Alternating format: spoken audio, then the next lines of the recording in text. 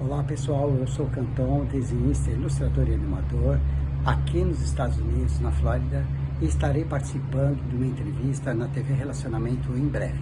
Me aguardem!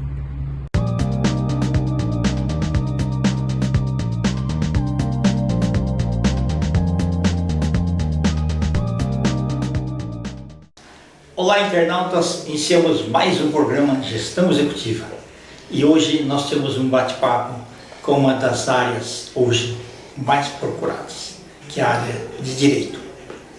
Rodolfo Hammer, muito obrigado pela tua presença aqui, tá? Eu agradeço. Rodolfo, conta um pouquinho para os nossos internautas onde você nasceu, tá? Um pouquinho da sua trajetória profissional e em que momento da sua vida deu aquele estalo, eu quero fazer Direito. E depois você vai explicar, dentro da área de Direito tem várias especialidades, como que você foi direcionando, tá? Tá bom. Bom, meu nome é Rodolfo Hammer, sou advogado. Eu nasci em São Paulo, na freguesia do Ó. Legal. Morei lá até quando casei. Quando casei, fiquei um tempinho mais na freguesia e depois mudei. Atualmente eu moro na Vila Romana. Perfeito. Me formei muito novo, me formei com 22 anos, 22 para 23, então eu tive um pouco de sorte, né? Eu entrei muito cedo na escola. A época você podia entrar com 6 anos e hoje tem algumas regras, tem data corte, etc. Exato. Então eu entrei com 6 anos e aí também, talvez por meu pai pressionando, minha mãe, não reprovei nenhum ano, fui passando.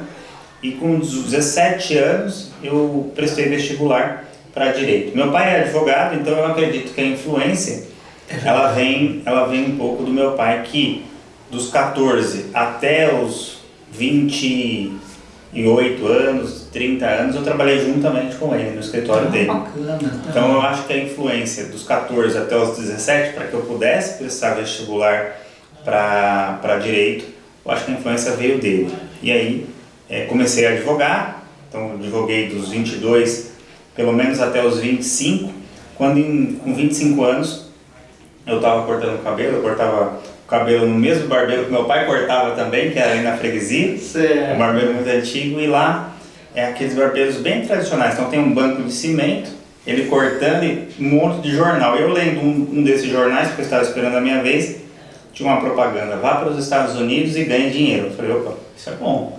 Geralmente você gasta para os Estados Unidos, você vai ganhar. Certo. E aí eu, já advogado, eu decidi ir para os Estados Unidos. Tá. E teu inglês não estava bom também? meu inglês não estava muito bom, eu achei que estava, né? Então você faz aulas de inglês, faz escolas de inglês, mas na prática é muito diferente, né? Eu sofri logo de cara quando você chega e você pergunta para a pessoa, hello, how are you? Não tem muito isso lá. Certo, é verdade. Assim, o WhatsApp, aí você fala, o que é o WhatsApp, né? Tudo bem, então você estranhava um pouco. Aí sofri um pouquinho, mas já sendo advogado eu fui para lá, e lá eu fui salva-vidas. Eu trabalhei num summer camp, que eles chamam, um acampamento de verão, e é por isso que ganhava dinheiro, porque eu ia trabalhar nos Estados Unidos. Então eu fiquei lá quase 5 meses. Era um salva-vidas? Eu era salva-vidas, porque eu sempre nadei. Você já nadava, que bom. Eu sempre nadei e sempre gostei de nadar, e eu fui oficial do Exército pelo CPOR. Oh, que bacana. Então, com isso você tem automaticamente algumas habilidades que nos Estados Unidos elas são muito aproveitáveis, em especial nesses acampamentos de verão. E aí eu fui para lá, fiquei 5 meses, depois eu retorno, aí quando eu retorno eu falo assim, agora eu vou tocar só o escritório. E isso foi em 2008. Deixa eu fazer uma pergunta. Lá você ficava mais de supervisão, né? Ou teve que atuar, salvar alguém? Olha que interessante, né? A gente fazia todo o tratamento, lá não tem piscina, né? Era um acampamento, era um lago bem grande, onde você fazia remo, fazia a vistoria, e as crianças nadavam nesse lago. Efetivamente eu atuei 2 vezes. Uma a gente só simplesmente jogou a boia, a criança segura e vem, já era uma criança um pouquinho maior, e a outra eu realmente tive que pular, mas foi só pular e levantar a criança e encostar ela, porque é todo feito tem bordas, né? Então bordas de plástico, que é como se fosse um deck. E aí foram essas 2 vezes que eu realmente atuei de tirar alguma pessoa. Você não pegou aqueles caras fortão de 200 quilos assim para salvar, né? Não, eram crianças, ainda bem. Ainda bem, a gente treina, eu fiz o curso de salva-vidas lá nos Estados Unidos, os treinamentos são em piscinas profundas, para você treinar com cilindro, sem cilindro, carregar peso. Você treina com mais peso. Mas na hora foi uma criança, então não teve muito trabalho, e foi só segurar e encostar ela no deck, foi bem rápido. Mas é difícil, porque quando você está com uma pessoa que está desesperada em afogamento, e você tenta salvá-la, retirar daquela situação, se você não tomar cuidado, ela pode te machucar e os dois se afundarem, né? Então você tem uma série de treinamentos, de preparação para que isso não aconteça. Até a forma de você chegar naquela pessoa, dependendo como ela está, você tem que chegar por trás para que ela não possa reagir e querer te agarrar de alguma forma. Quando a pessoa está se afogando, ela tem uma sensação de desespero muito grande. Então ela faz de tudo para tentar se salvar, inclusive afogar a pessoa que está tentando salvá-la sem perceber. Né? Verdade. Que bacana. Mas você falou duas coisas também, três coisas muito importantes. Primeiro, a carreira em si, né? Não parar de estudar. Sim. Né? As habilidades e competências aí, no caso aí de salva-vidas, essas coisas assim e tal. E o inglês, né? Então eu falo pessoal, estou fazendo curso de inglês, mas não fica só naquele horário, procura-se sempre praticar, sempre tentar conversar com alguém, porque é importante. Eu trabalhei 10 anos na American Express, né? E eu fiz um curso em Dallas, no Texas, que todo dia tinha prova depois. Era duro. E depois eu fiz um em Denver, do Colorado também, né? Aí depois melhorou, aí eu acabei fazendo meu mestrado e doutorado lá também, pela Florida Christian University. Mas eu falo, pessoal, não adianta. Falei, pega um filme aí do Netflix, coloca só falado, para ver se você entende a história e tudo mais. É a repetição das coisas, né? E a atenção que você dá, que vai melhorar tudo para você. Eu sempre digo que o inglês, assim como o português, se você não falar todo dia, você acaba meio que deixando ele de lado. Então você precisa estar envolvido e utilizá-lo todo dia. A gente já utiliza, né? Então você fala assim, vou no McDonald's porque é um fast food. Então você acaba utilizando algumas palavras, mas isso é muito diferente do inglês na vida real. Quando você chega num país de língua inglesa, o choque é completamente diferente. Eu tive um período de férias que eu fui para a Inglaterra. Eu gosto muito dos Beatles, né? Então eu fui para Liverpool. E Liverpool tem um sotaque muito diferente do sotaque americano, do sotaque indiano. E aí você conversava com uma pessoa de Liverpool, mesmo sendo inglês, mas era dificílimo para entender. E aqui no Brasil a gente enxerga, né? Então você tem um sotaque no sul completamente diferente de um sotaque no Nordeste ou um sotaque de Mato Grosso do Sul ou de Goiânia. Então é o treino e principalmente o ouvido. E aí o que você falou faz todo sentido.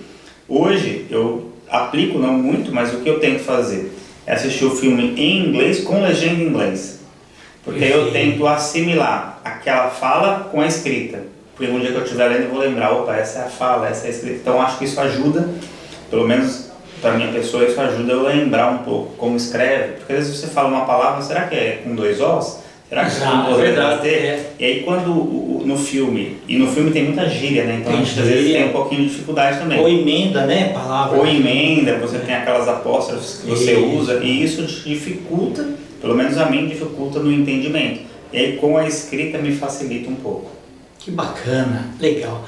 E dentro do direito, você utilizou a mesma, já que você trabalha no escritório do seu pai, você utilizou a mesma sequência de especialização, isso? Olha que coisa. Então eu voltei em 2008 nos Estados Unidos, como eu estava falando, e aí eu falei assim, agora eu vou tocar só o escritório. Nesse momento, eu penso assim, o que eu vou fazer? Meu pai tem um escritório, em regra, que atende mais do que uma área, mas eu percebi que a especialidade era muito necessária para alguns tipos de atividade do direito. E eu tive 2 problemas em casa. O meu avô queria aposentar e não conseguia de jeito nenhum. Eu tinha perdido, estava em processo. E o meu pai que tentava... ele tinha documentos em papel na época. Sim. O pessoal digital hoje não sabe, mas nossa, você perdia aquelas coisas lá, carnezinho lá do... Carnê, carteira, você trabalhava numa empresa que registrava, mas não contribuía. Ou ela faliu. Ou ela faliu, você não achava o PPP, que era um documento que você utiliza para aposentadoria insalubre. E aí meu avô não conseguia de jeito nenhum, que é o pai da minha mãe, e o meu pai também não conseguia o benefício. E meu pai falava assim, pô, mas você é advogado, ajuda a gente. Aí eu falava, você também é advogado. Ele falou, mas não é a minha área de atuação. E aí eu falei assim, deixa eu entender como funciona. Então, a partir desse momento, para ajudar 2 pessoas da minha própria família, eu fiz a aposentadoria do meu avô, fiz a do meu pai. Do meu avô teve processo, a do meu pai não precisou de processo judicial, só um processo administrativo. E eu comecei a ver que o advogado que trabalha no direito previdenciário, ele tem 2 coisas muito legais. Primeiro, ele ajuda as pessoas. Então, a gratidão que meu avô teve, que meu pai teve com a aposentadoria, já valeu você ter estudado bastante. já valeu a pena. E segundo, que além da gratidão, quando a pessoa se aposenta, ela te paga e ela paga feliz. Porque às vezes você é advogado e cobra, o cara fala assim, putz, tem que pagar advogado, é ruim, não sei o quê.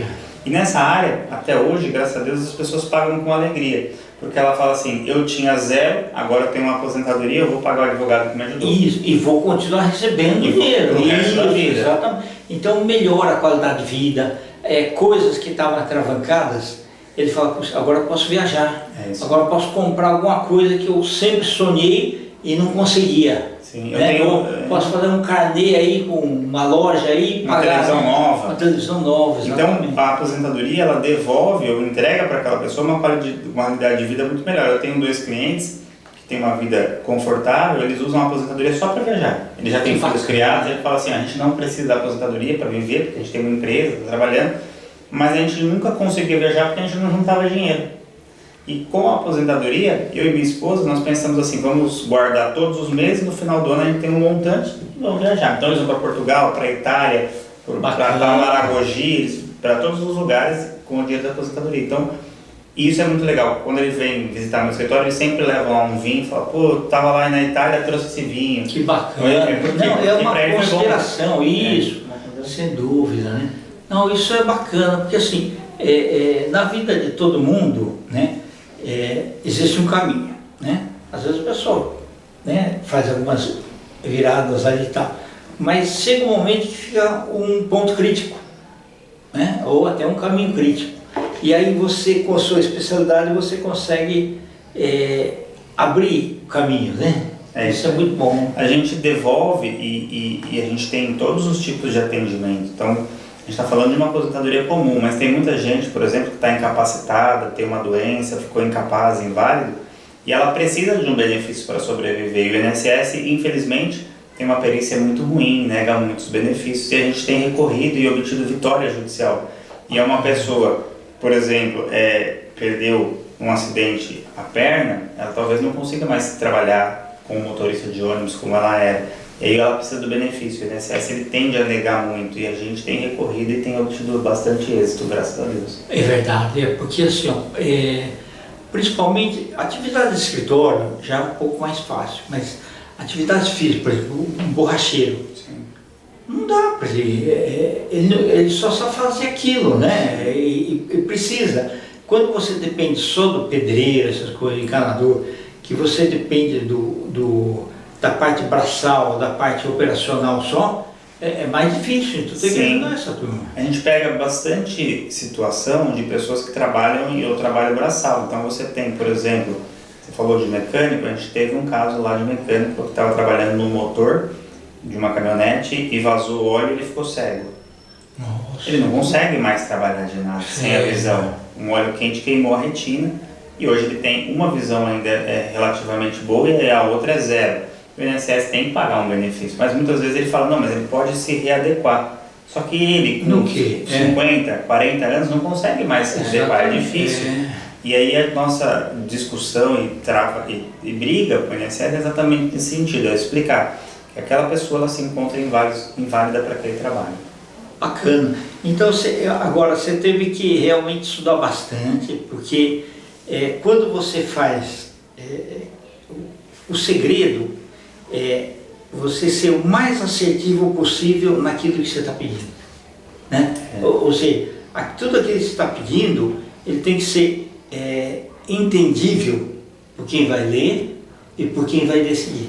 A gente sempre brinca que o ideal de um processo bem montado é aquele processo que uma pessoa que não trabalha com direito lê e entendeu o que você quer. Exato. Porque o juiz, ele não conheceu a pessoa, ele não entrevistou. Eu, como advogado, eu entrevisto a pessoa, eu atendo, eu faço reunião. Então eu preciso pegar tudo aquilo que aquela pessoa está me falando, tentar transformar em palavras, colocar num documento, num papel e mandar para a justiça ou para o INSS, a depender se é administrativo ou judicial. Então, quanto mais objetividade, quanto mais claro for o texto, hoje em dia não está mais na moda o que eles chamavam de juridiquês, é quando você fala usando, por exemplo, latim no processo. Não precisa mais. Você até pode colocar uma frase e outra que você queira fazer num outro idioma, mas hoje, quanto mais simples é melhor. Existe até um programa do Tribunal de Justiça que chamava Petição 10, Sentença 10. Significava dizer o seguinte: se o advogado conseguir escrever tudo em 10 páginas, vai ser melhor para o juiz também decidir em 10 páginas. É verdade. Porque há processos que uma parte, por exemplo, apresenta 60 páginas de petição. E às vezes o direito não precisa de tudo isso. Pode ser mais curto, mais sucinto, mais objetivo, que vai fazer com que o processo ande, inclusive, mais rápido. Porque assim, eu acho que um dos grandes segredos também é assim, você ser mais razão do que emoção, né? Sim. É preciso no direito, eu entendo hoje, que você tem que colocar a técnica, que você precisa ter a técnica, a lei específica, e a objetividade. Então, eu não posso, muitas vezes, tem cliente que pede e fala: doutor, eu posso ler a petição antes de eu enviar para ele? Pode, não tem problema. Ah, mas o senhor não falou isso. Eu falo, mas às vezes, quando você me traz essa notícia, essa informação pro processo ela não é importante. E às vezes a pessoa quer, porque a pessoa às vezes pensa: eu vou brigar, eu vou discutir, e a gente não quer isso. A gente quer que seja um processo rápido, pelo menos, seja um processo certeiro, que a pessoa receba o direito dela.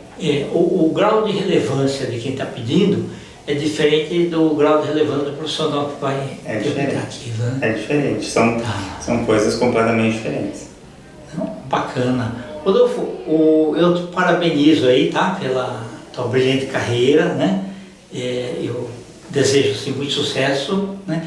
Você poderia, por favor, deixar seus contatos hoje também? Eu que agradeço o convite, é uma alegria, uma satisfação falar com você. E para os nossos internautas aí, eu tenho hoje nas redes sociais o Instagram, que é @Rodolfo, que é o meu nome, _Hammer, também é o meu nome.